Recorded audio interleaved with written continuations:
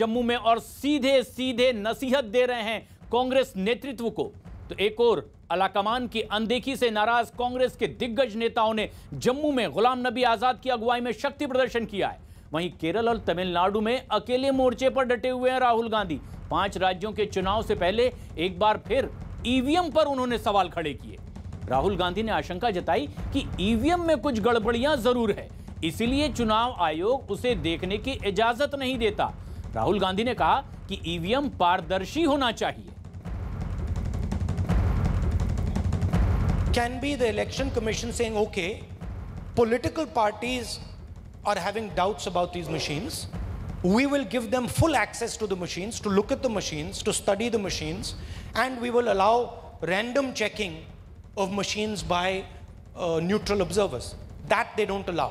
Then it makes me wonder. Then I start to ask the question, why are they not making this machine transparent? Rahul Gandhi का ये एक नया सुर है। अनुराग Dana हमारे साथ लगातार बने हुए हैं। अनुराग, जब कांग्रेस के नेताओं की आवाज देश की जनता सुन रही होगी, राहुल गांधी ईवीएम मशीन की बात करते हैं और कांग्रेस के वरिष्ठ नेता कहते हैं कि वक्त है, हमें सुधर जाना चाहिए, हम बहुत कमजोर हो चुके हैं। किनका सुर किस तरीके से सुरीला और बेसुरा मान रही होगी जनता इस वक्त? देखिए, दोनों बिल्कुल ऑपोजिट बातें हैं। मैं वही कह रहा हूं कि राहुल गांधी जब अकेले चुनाव प्रचार में वहां पर गए हुए हैं, उनके साथ ये कह सकते हैं कि उनकी टीम के जो यंग लीडर्स हैं वो वहां पर चुनाव प्रचार कर रहे हैं, तो ये पूरे के पूरे जो सीनियर लीडरशिप है वो एक जगह पर गोलबंदी करती है। और अगर दक्षिण भारत में राहुल गांधी है तो उत्तर भारत में जाकर के ये तमाम लोग गोलबंदी कर रहे हैं। तो निश्चित तौर पर इस बीच में राहुल गांधी का ये बयान कि ईवीएम ट्रांसपेरेंट होना चाहिए, ईवीएम का प्रोसेस हमें चुनाव आयोग बुलाता नहीं है, दिखाता नहीं है, ये सब एक तरीके से चुनाव में उतरने से पहले आपकी कमजोरी है। और इसमें कोई दो राय नहीं है कि जो वोटर है वो इसको कमजोरी की नजर से देखेगा कि कांग्रेस पार्टी की कमजोरी झलक रही है। वो पहले ही चुनाव से पहले ही ईवीएम की बात करने लगे। या तो एक सस्टेन्ड कैंपेन चलाए कांग्रेस, कभी ईवीएम को लेकर के रुख बदलता है कांग्रेस का, कभी वापस शिकायत पर आ जाते हैं। चुनाव आयोग ने सब पार्टियों को बुलाया था, रिप्रेजेंटेशन मांगा था और उनसे कहा था कि अगर आप कोई एक तरीके से डेमो दे सकते हैं हमको तो वो भी दे करके दिखाइए। लेकिन उस वक्त कांग्रेस पार्टी का रुख बदल गया था जब चुनाव आयोग ने ये बुलाया था और अब फिर से उसी बात पर आ गए हैं राहुल गांधी। तो या तो एक सस्टेन्ड कैंपेन हो तब ये माना जाए कि ईवीएम पर बिलीव ही नहीं करती है कांग्रेस पार्टी। जब कांग्रेस जीतती है, 3 स्टेट में विधानसभा चुनाव जीती, तब ईवीएम का सवाल नहीं उठाता। ऐसे में वोटिंग से पहले अगर आप ईवीएम की बात करते हैं तो निश्चित तौर पर वो आपकी लीडरशिप की, आपकी पार्टी की कमजोरी को दिखाता है। और ये कमजोरी जाहिर होती हुई जबकि ईवीएम की बात अब राहुल गांधी करने लगे, उनके अपने नेता बागी सुर अख्तियार किए हुए हैं। लेकिन एक बड़ी खबर इस वक्त आ रही है पश्चिम बंगाल से, जहां तारीखों का ऐलान होते ही अब पोस्टर वॉर छिड़ गया है। ममता बनर्जी की तस्वीर के साथ दरअसल बीजेपी ने अपनी पार्टी की कुछ महिला नेताओं की तस्वीर पोस्टर के जरिए जारी की है और सीधे कह दिया है कि बंगाल को बेटी चाहिए, बुआ नहीं। इससे पहले टीएमसी ने नारा दिया था, बंगाल को चाहिए अपनी बेटी। इस नए नारे के साथ ममता बनर्जी और उनकी पार्टी चुनावी मैदान में है। तो पलटवार में बीजेपी ने यह पोस्टर जारी कर दिया जिसमें ममता बनर्जी की तस्वीर से तुलना उनकी पार्टी की कई महिला नेताओं से की गई है और लिख दिया गया है कि बंगाल को दरअसल बेटी चाहिए, बुआ नहीं। 5 राज्यों में चुनाव के ऐलान के बाद पश्चिम बंगाल में कुछ लोगों ने तो रात के अंधेरे में बीजेपी दफ्तर में जमकर हंगामा किया, तोड़फोड़ की है।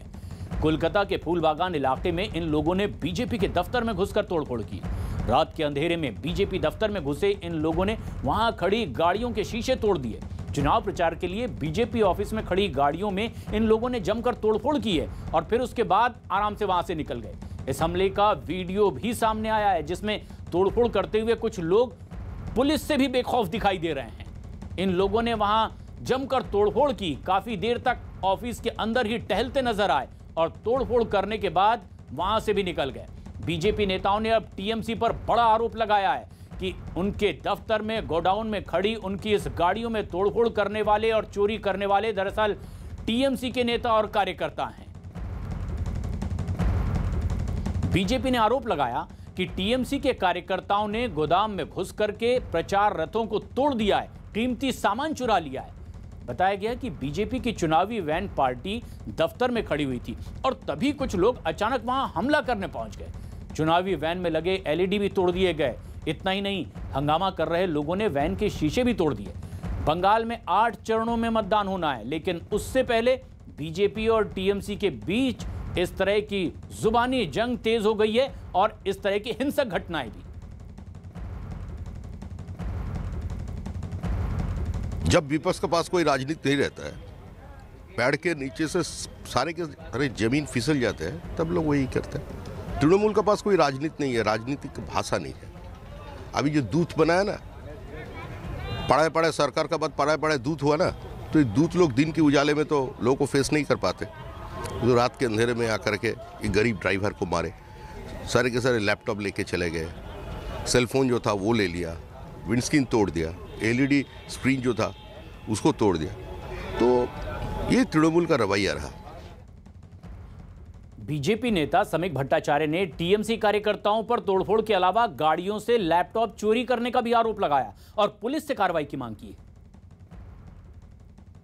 जब विपक्ष के पास कोई राजनीति नहीं रहता है, पेड़ के नीचे से सारे के सारे जमीन फिसल जाते हैं, तब लोग वही करते हैं। तृणमूल के पास कोई राजनीति नहीं है, राजनीतिक भाषा नहीं है।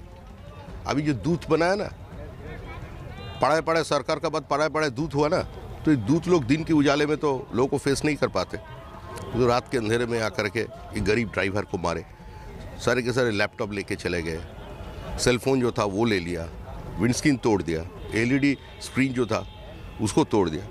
तो ये तृणमूल का रवैया रहा।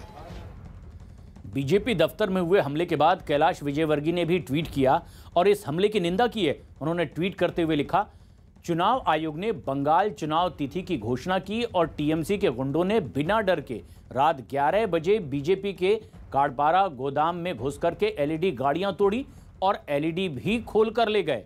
शायद गुंडों ने चुनाव आयोग को चुनौती दी है।